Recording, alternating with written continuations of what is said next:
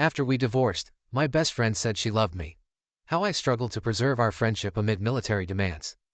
My name is Jack, and I am a 40-year-old military man who has seen more of the world than most, and more of life's hardships than I care to remember. If you looked at my life from a distance, you might see a successful career and a well-disciplined individual. However, if you looked closer, you would see the scars, both physical and emotional, that tell the true story of my journey. One constant throughout this tumultuous journey has been my best friend Syre.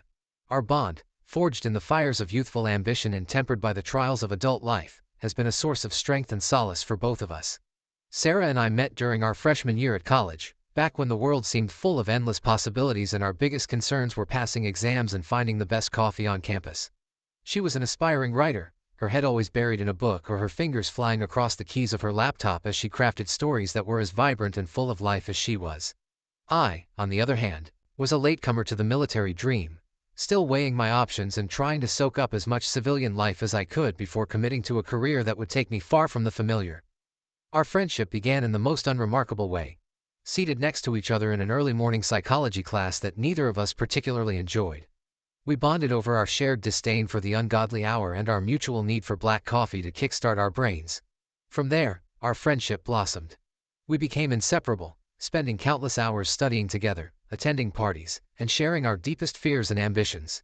Syre had a way of seeing through my tough exterior, and I found comfort in her unwavering belief in me, even when I doubted myself. When I decided to enlist, it was Syre who encouraged me, even though she knew it meant we would see less of each other. She understood my need to serve and supported my decision wholeheartedly. Her letters, filled with mundane details of her day-to-day life and snippets of her latest stories, were a lifeline during the grueling months of basic training. They reminded me of the world outside the barracks, a world where someone cared deeply for me and believed in my potential. As the years passed, our lives took different paths, but our friendship remained constant. I married young, caught up in a whirlwind romance with a woman named Lisa.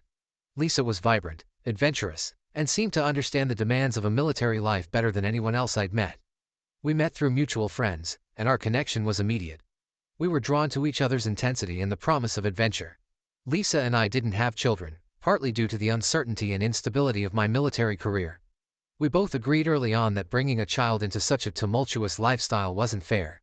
At first our relationship thrived on the excitement of our shared adventures and the thrill of our romance. However, the reality of long deployments and the strain of constant separation soon took its toll. Being apart for months at a time created a distance between us that grew with each passing year. While Lisa was supportive and understanding at first, the loneliness and isolation began to wear on her. She had her own dreams and ambitions, and waiting for me to come home wasn't part of the plan she envisioned for herself. For my part, I found solace and purpose in my work, but each return home felt more alien. The woman I had married was still there, but the connection that had once bound us had frayed beyond repair. Our marriage ended in a quiet, mutual agreement. We sat down one evening after I had returned from a particularly grueling deployment and had an honest conversation. Both of us acknowledged that we were better off apart. There were no dramatic fights or bitter accusations, just a somber understanding that our paths had diverged too far to ever converge again. The love we once shared had been eroded by time and distance, leaving behind a respectful but irrevocable separation. After the breakup, I was not sad but relieved. I felt a weight lift off my shoulders, a burden of trying to maintain a relationship that had long since lost its spark. The constant worry about Lisa's well-being and her growing dissatisfaction had been a source of constant stress. Now with the relationship behind me, I could focus entirely on my career without the nagging guilt of leaving someone behind. It was a bittersweet freedom. I mourned the loss of what could have been but felt liberated from the constraints of a partnership that no longer fit either of us. In the aftermath, I poured myself into my work, finding solace in the structure and purpose the military provided. Yet, despite the relief, there was an underlying sense of skepticism about love and its promises. The experience left me wary, hesitant to dive into another relationship that might end the same way. I became more guarded, cautious of letting anyone get too close, fearing the same cycle of excitement, distance, and eventual disintegration. Through all this, Syre remained a constant in my life. She was the one person I could confide in, the one who knew me better than anyone else. She listened without judgment, offering comfort and understanding as I navigated the emotional aftermath of my divorce. Our friendship was a safe harbor, a place where I could be vulnerable without fear. Little did I know that this unwavering bond would soon be tested in ways neither of us could have anticipated. Syre, meanwhile, seemed to have found her own fairy tale. She married Mark, a fellow writer she met at a literary workshop. Mark was charming, witty, and seemed to understand Sarah's passion for storytelling better than anyone else. Their wedding was a picturesque event, celebrated in a garden surrounded by friends and family. They settled into a cozy home filled with books, laughter, and the promise of a happily ever after.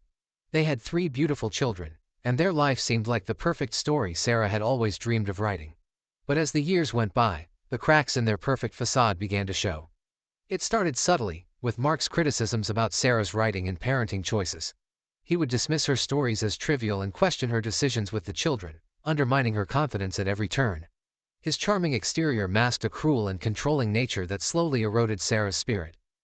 Late one night, I received a call from Sarah. Her voice trembled as she confided in me the true extent of her suffering. Mark had become a tyrant, subjecting her and the children to emotional and physical abuse. He belittled her dreams, calling her writing worthless and accusing her of being a terrible mother. He isolated her from friends and family, making her feel alone and trapped in her own home. Sarah described nights filled with fear, where Mark's temper would flare over the smallest perceived slight. He would yell and throw things, his rage unpredictable and terrifying. The children would hide in their rooms, scared and confused, while Sarah tried to shield them from the worst of it. She spoke of bruises hidden beneath long sleeves and a heart weighed down by constant dread. Mark's control was absolute. He monitored her phone calls, restricted her movements, and ensured she had no access to money or resources to escape.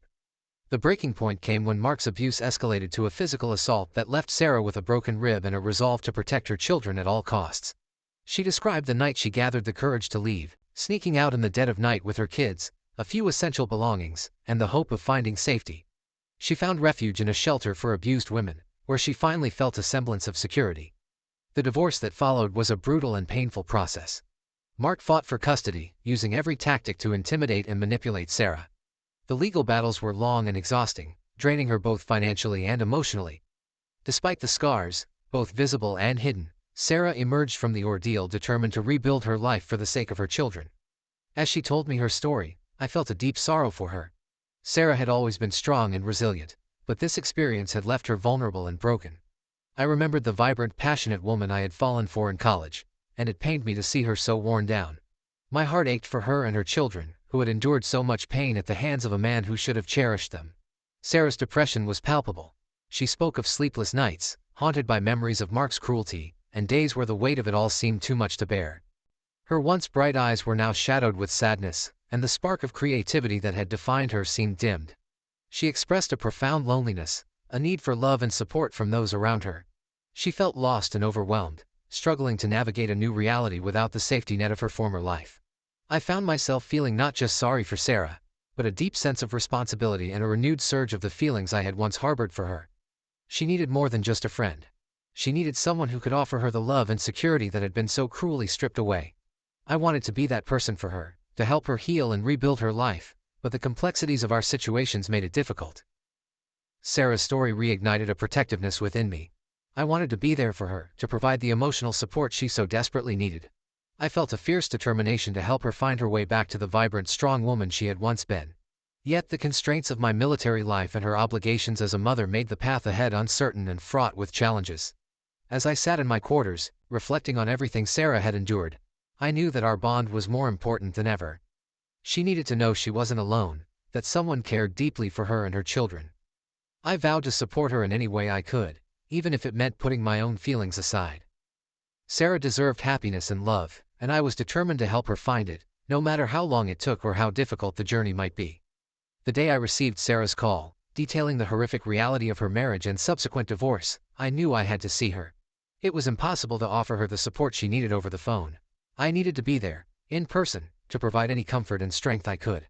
I took leave from my duties, something I rarely did, because this was too important. The anticipation of seeing Sarah again, under such dire circumstances, filled me with a mixture of anxiety and determination. As I packed my bags, I was flooded with memories of our time together in college.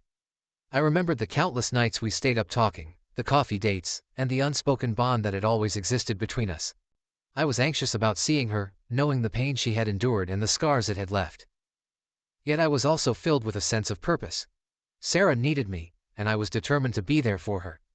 The journey to her home state felt like an eternity. I replayed our conversations in my mind, trying to prepare myself for what I might find. I was worried about her, about the toll the abuse and the divorce had taken on her and the kids. As the plane touched down, I took a deep breath, steeling myself for the emotional reunion. I arrived at her house in the early afternoon.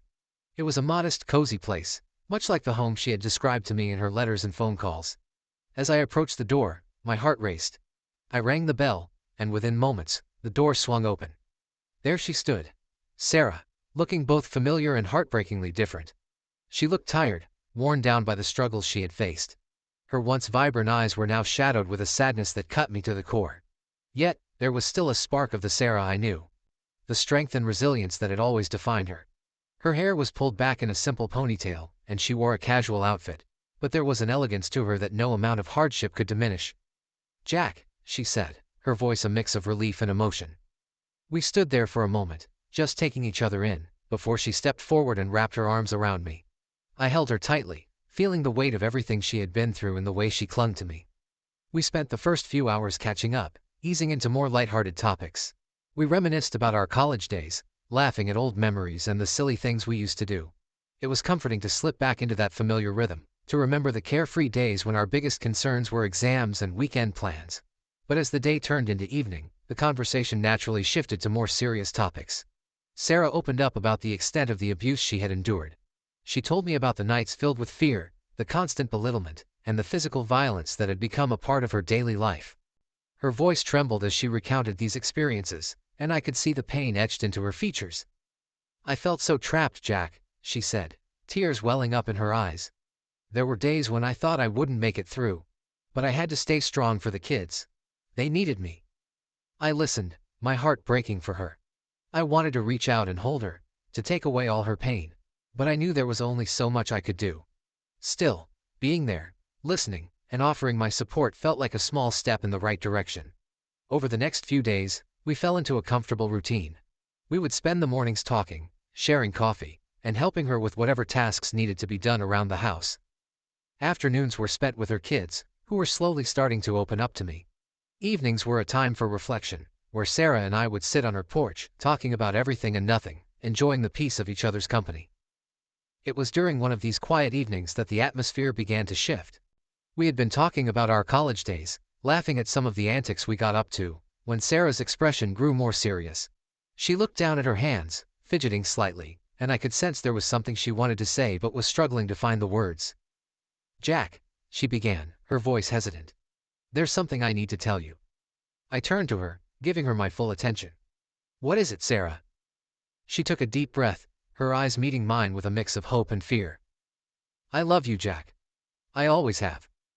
Her words hung in the air, and for a moment, everything seemed to stop. I could see the tears streaming down her face, the raw emotion in her eyes. My mind raced, trying to process what she had just said.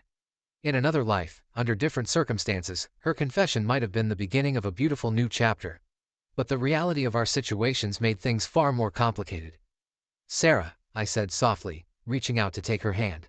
"I care about you so much. You mean the world to me. But you've been through so much, and I'm not sure this is the right time for you to make such a decision."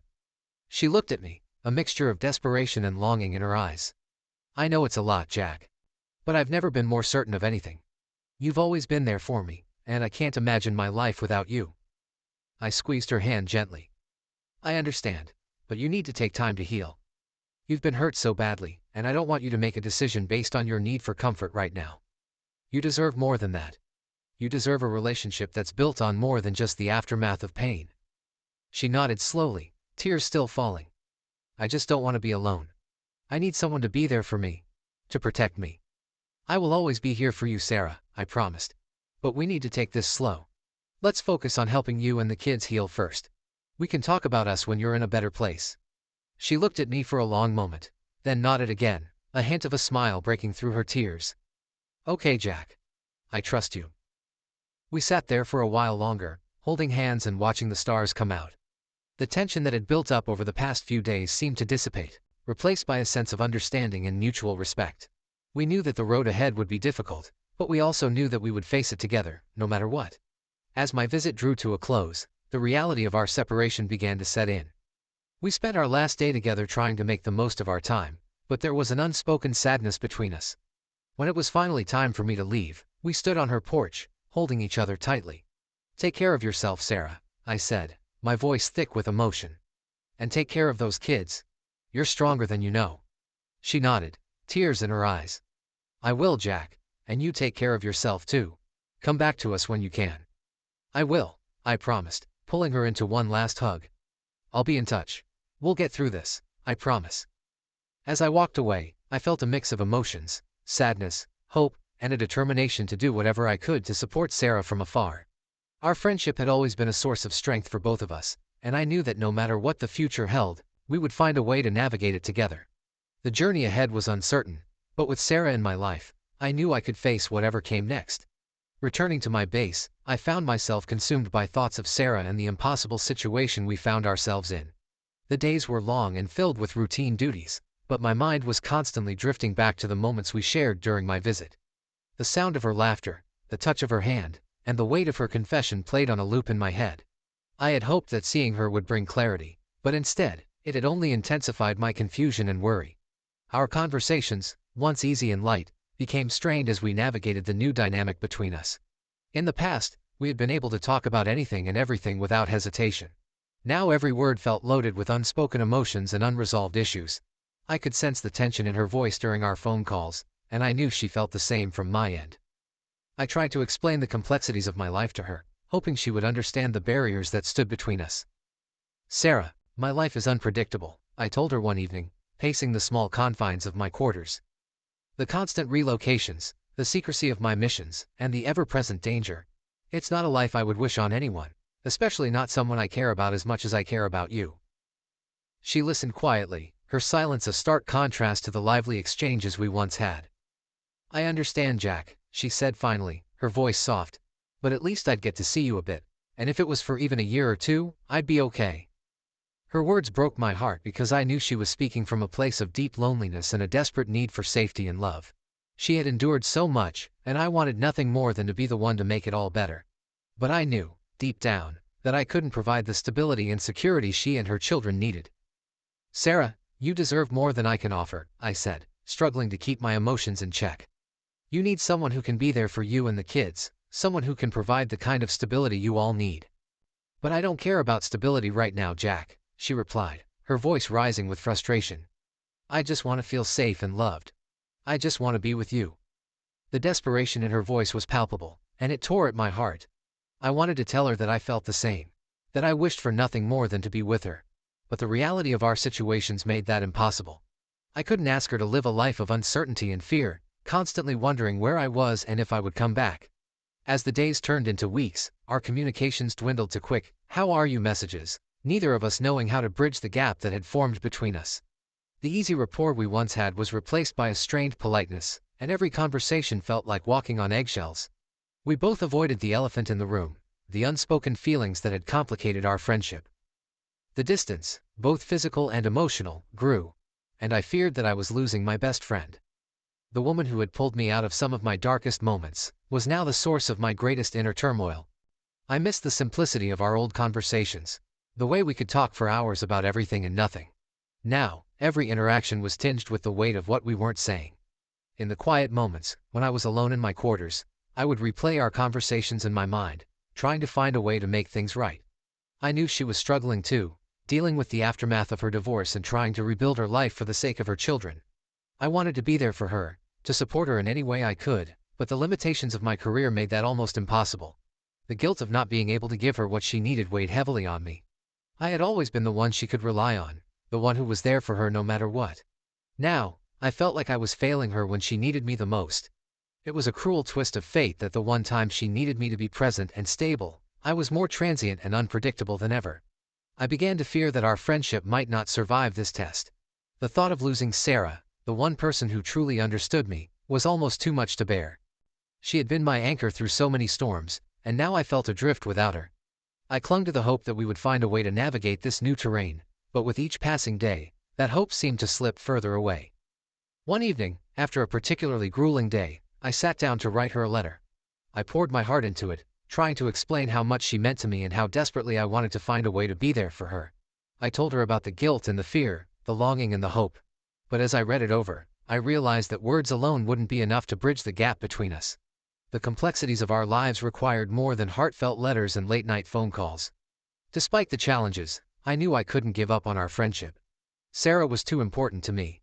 I resolved to keep trying, to find a way to support her even from a distance. I reminded myself that true friendship could withstand even the most daunting obstacles, and I clung to that belief as I faced each new day. As the weeks turned into months, we both adjusted to our new normal. Our conversations, though still strained, became more frequent as we found a way to navigate the complexities of our feelings. We learned to focus on the positives, to cherish the moments we could share, even if they were few and far between. Slowly, the tension began to ease, and the warmth of our old friendship started to return. I continued to remind Syre that she deserved the best, that she needed to focus on healing and providing a stable environment for her children. She began to see a therapist, something I had encouraged from the beginning, and I could hear the difference it made in her voice. She sounded stronger, more hopeful, and that gave me a sense of peace. Our friendship, though tested by fire, emerged stronger. We both understood that the love and respect we had for each other were worth fighting for. We learned to accept the limitations of our circumstances and to appreciate the connection that had sustained us through so many trials. In the end, it wasn't a perfect solution, but it was enough. We had each other, even if from a distance, and that was a comfort neither of us could take for granted. Our bond, forged in the fires of youth and tempered by the trials of adulthood, proved resilient and enduring. And as we faced the uncertain future, we did so with the knowledge that we could weather any storm as long as we had each other. Update. There are some things I left out of my previous recounting, and I feel it's important to address them to provide a clearer picture of my situation and the feelings involved. Do you love her or not? Yes, I love Syre. Not just as a friend, but deeply and profoundly. She is the only person I can truly open up to, sharing my most vulnerable feelings without fear of judgment. When we first met, I developed feelings for her almost immediately, and fell hard. I remember the day I confessed my feelings to her vividly. She gently told me she had a boyfriend, who later became her husband and now ex-husband. Heartbroken, I backed off and for a couple of years, we didn't speak. Life went on, but those feelings never completely faded. Looking back, I often wonder how different my life might have been if we had gotten together back then. I think I would have been much happier, and perhaps she would have been spared some of the pain she endured in her marriage. Bro, you're 40, aren't you retiring from the military? I joined the military later than most, which means I still have some years left before I can retire. I recently re-upped and have another 5 years on my current contract. For those who are curious, I'm trying to stay as anonymous as possible, so I won't disclose my branch of service. The military has been my life for so long, and while it has its rewards, it also brings with it a significant number of challenges, especially when it comes to personal relationships. How do you ever expect to have a relationship given your situation? The issues surrounding a potential relationship with Syre are incredibly complicated. She just got divorced and has alimony and child support to consider. Additionally, she is barred from cohabitation and cannot leave her home state due to custody arrangements. If these restrictions weren't in place, it might be easier for us to consider a future together. I could potentially move her and her kids to wherever I'm stationed stateside. But even then, the unpredictable nature of my job means I'd often have to leave her and the children behind, creating a life of uncertainty. Especially with her wound still fresh, I don't want to add to her stress or make her life more complicated. The lifestyle of a military man is not easy for most women to accept. There are long deployments, missed holidays, and the constant risk associated with my job. While there are women within the military community who understand this, forming a relationship within the same environment brings its own set of challenges and complications. I call BS, this isn't real because XYZ. Believe what you will, but this is my reality. One of my biggest fears is something happening to me and Syre not being informed. I have no immediate family left, my parents passed away, and my brother recently died. If something were to happen to me, Syre might not be notified because we wouldn't be able to marry until her alimony runs out. While I could use the "it's classified" excuse to avoid lying about my whereabouts, I still feel that withholding information would be a betrayal of her trust. When I went to visit Syre, I might have overdone it. I wanted to make her feel special and appreciated after everything she had been through. Her ex-husband treated her so horribly, and I felt she deserved to be taken out and treated well. I took her to nice restaurants, bought her thoughtful gifts, and we spent a lot of time together. I wanted to show her that she deserved to be loved and cherished, but in doing so, I might have sent mixed signals. During my visit, we ended up hooking up. It was a moment of weakness on my part, and while I don't regret being with her, I regret the emotional turmoil it caused her. We had been caught up in the moment, and it felt right at the time. Sarah later told me she had expected it to happen and that she enjoyed every moment. However, she didn't anticipate how it would make her feel afterwards. She repeatedly assured me that she doesn't normally do things like this, but she felt completely safe with me, and it was a very special experience for her. In hindsight, I realized that not restraining myself contributed to her emotional pain. We talked about it, and she said it was fine, but I could see the lingering effects it had on her. She felt even more attached and conflicted, and I hated myself for being part of the reason she was hurting. Sarah deserved someone who could be there for her fully, someone who could offer stability and support, and I wasn't in a position to provide that. Since returning to my base, I've tried to maintain our friendship, but it's been challenging. Our conversations, once easy and natural, have become strained and awkward. The dynamic between us has shifted, and I fear that we may never get back to where we were. The woman who has been my rock and my confidant is now the source of my greatest inner turmoil. I feel an overwhelming sense of responsibility to protect her, but I am limited by my circumstances. As time goes on, I hope that Sarah finds the peace and stability she deserves. I will always be there for her, even if it's from a distance. Our bond is strong, and I believe it can withstand even this. But for now, I must focus on my duties and trust that we will find a way to navigate this complex and challenging situation together.